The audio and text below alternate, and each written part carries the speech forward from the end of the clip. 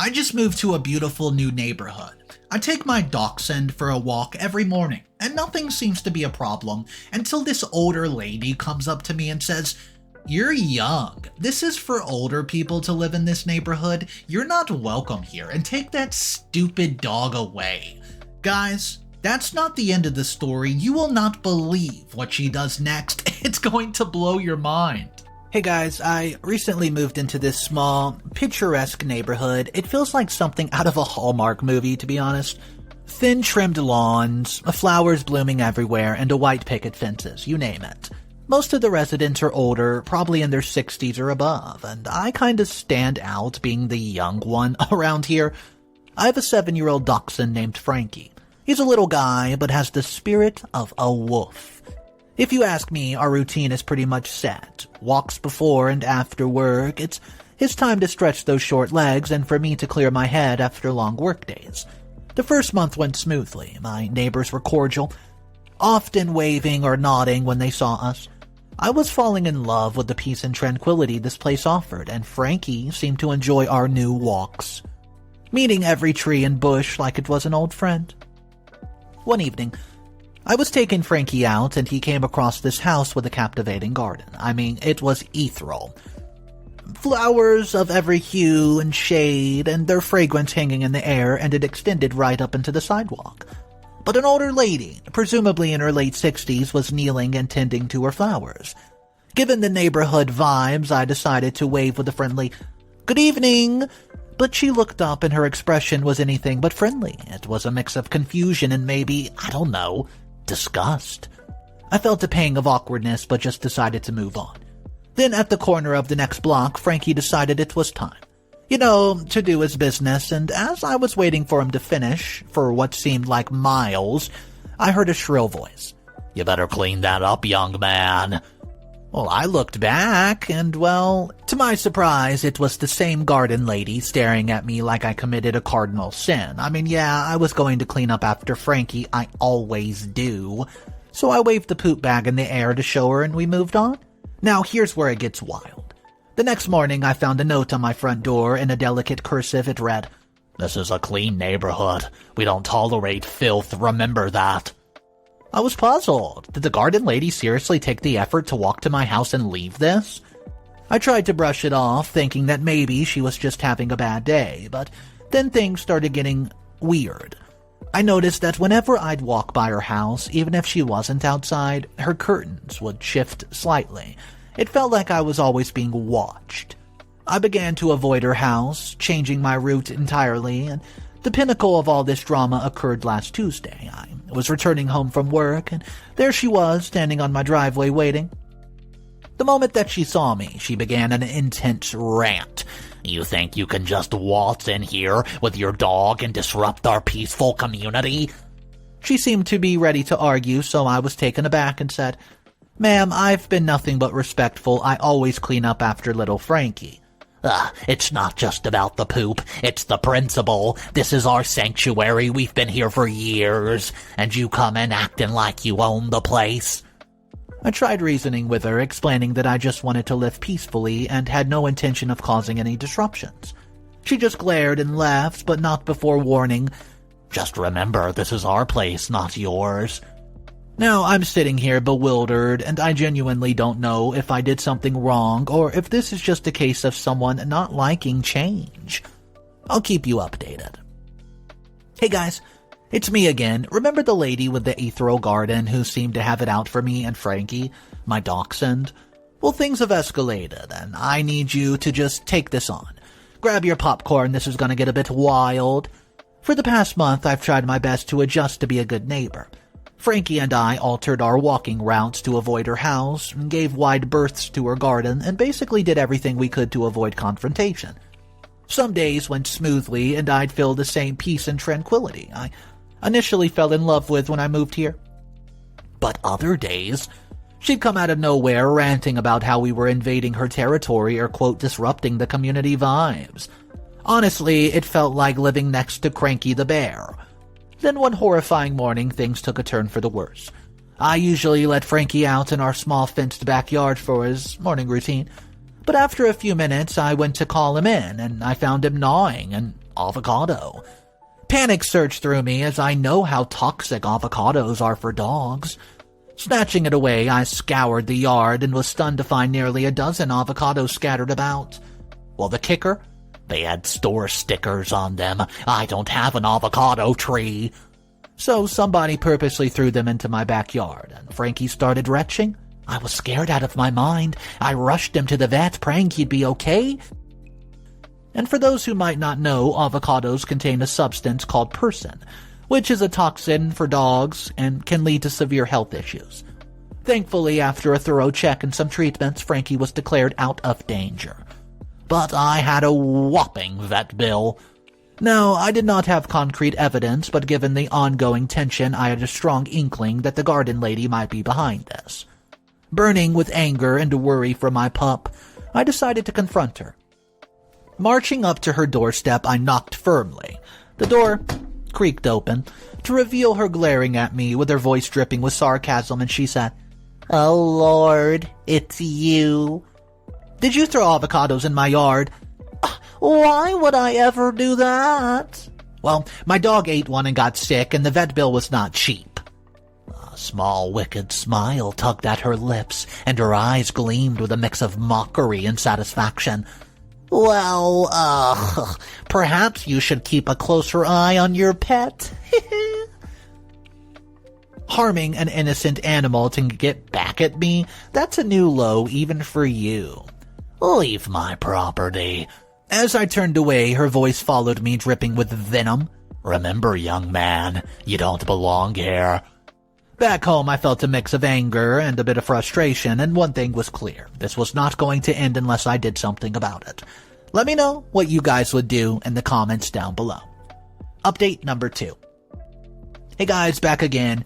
First off, thank you for the outpour of advice and empathy after my last post. I've read every comment, and it gave me some solace knowing that I was not alone in this. But things have taken a turn. Buckle up because it's pretty intense. 2 weeks post the Avocado Incident, and I was still on edge, and everywhere I went, I felt the weight of her watchful eyes on me. It's like living in a twisted version of Rear Window, and I'm both the observer and observed. Every morning as I walk Frankie, I'd get out of my way to avoid her house, sometimes taking the long route or even doubling back and forth just to dodge the manicured lawn and her piercing gaze. However, one morning, just as I was rounding off the end of the neighborhood, I heard the familiar purr of her golf cart. I tensed up, and true to my dread, she passed me, her eyes locked onto mine with an intensity that sent shivers down my spine. As she got parallel to me, she spit on the sidewalk inches away from my shoe. It was a clear message of hatred. The contempt in her eyes, the boldness, everything, she seemed invincible. I tried talking to other neighbors about her, seeking some solidarity or at least understanding, but many seemed apathetic. Driven to the edge and feeling cornered, I started plotting revenge. I thought if she can weaponize her garden against me, then it's fair game, right? So in a move straight out of a suburban revenge flick, I concocted a plan. I bought 2 spray bottles and a large bottle of bleach from the store after work. At home, I mixed the bleach with water, ensuring it was strong enough to cause damage, but diluted enough not to be instantly recognizable by smell. The night, heart pounding in my chest, I dressed like I was about to pull off a bank heist. I set off at 1 a.m. Everyone footstepped like an echo going in the stillness of night, and as I reached her garden, the moonlight bathed those beautiful flowers, making them seem almost, well, beautiful. But there was no turning back now. Methodically, I began spraying every plant, every flower, every leaf. The spray bottle hissed softly with each press. The bleach water mixed, glistening in the dim light. I used up both bottles, ensuring not a single plant was spared, and the adrenaline pumping through me was unparalleled. By the time I was done, I felt really good, to be honest. As I snuck back into my house, my feelings swayed between relief and finally standing up for what I needed to do. By morning, I wondered had she had security cameras. What if someone saw me? Was this really the right thing to do? Anyways, am I the a-hole for my form of retaliation? Update number 3. Back again with the final update on this saga. Well, listen up. I could not have anticipated the way things would spiral, and every step of this journey has been tinged with disbelief and frustration. And now, guilt. In the weeks following my garden revenge, I watched her as one vibrant garden faded day by day. The bright flowers slowly lost their luster, leaves wilted, and despite her relentless attempts to bring it back to life, it all turned to shades of brown. I'd catch her day by day, painstakingly tending to her plants, hoping to reverse the damage.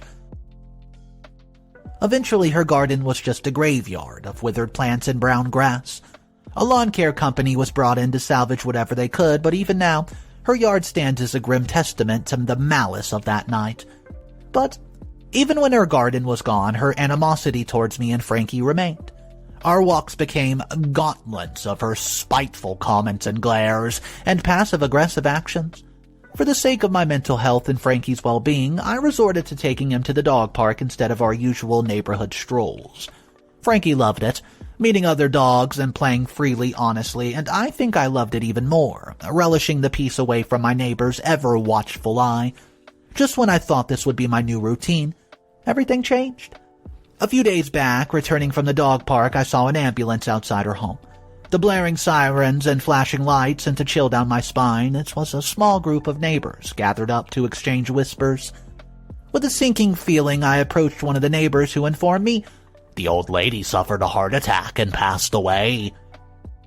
The weight hit me like a ton of bricks. I could not shake the feeling that I had in some way contributed to this. Was her garden her anchor, her lifeline? Was the loss of her precious garden too much for her to already handle, with her frail little heart? Now I'm torn between the relief of no longer facing her hostility and the profound guilt that I might have. Indirectly playing a part in her demise, did my revenge go too far? Should I have just put up with her antics? Could we have found common ground, perhaps rebuilt her garden together, and ended the neighborhood feud? I understood the importance of one's passion. Perhaps for her, the garden was more than just plants and flowers. Maybe it was her connection to a loved one, a memory, or simply her purpose that I robbed her of. Guys, am I the a-hole for causing the loss of her beloved garden and possibly being a factor in her heart attack? What's up, everybody? Mr. Reddito here. Wow, what a story. Let's jump into some comments and see what people are thinking. Comment number 1. I can't believe OP would go to such lengths without trying to genuinely understand the older lady's perspective. Perhaps she had a past trauma or some unresolved issues. If he had just tried to have a heart-to-heart conversation, maybe all of this could have been avoided. Comment number 2. Everyone sucks. Honestly, the older lady sounds like an absolute nightmare and a menace. But OP, come on! Retaliating like that against an old lady? It's understandable to be frustrated and angered, but maturity should have prevailed. Now we'll never know if the garden mishap contributed to her demise. Good job, bro. Comment 3. Look, while I don't think retaliation is always the answer, I can see where OP's coming from. His dog was directly endangered by the older lady's actions, and that said, he could not have anticipated the severe fallout. While his retaliation seemed justified at first, the tragic end is something he could not have predicted. The older lady was being the a-hole, but OP was not without fault. Comment number 4. If OP had even considered reaching out to the lady's family, maybe the communication, could have been a bit smoother, and things would not have spiraled. Family can sometimes bridge the communication gap where the direct interactions fail. Though the older lady's actions were reprehensible, especially concerning the dog, a better, more understanding approach might have de-escalated things. Comment number 5. Wow, can't believe that most comments, but Team OP all the way. I mean, come on. The older lady literally tried to poison OP's dog. That's a direct attack and could have been fatal for Frankie. Her behavior was hostile from the get-go. As for the garden situation, he was simply leveling the playing field. No one can link the death to the garden debacle directly. I mean, come on. OP was pushed into a corner, and he pushed back. He's not the a-hole. The old lady was. Guys, let me know your thoughts downstairs in our comment section. Let me know which of those 5 comments you agree with the most. Thank you for joining me today, and if you want to be a part of some more revenge stories, make sure you hit that subscribe button. I'll see you tomorrow.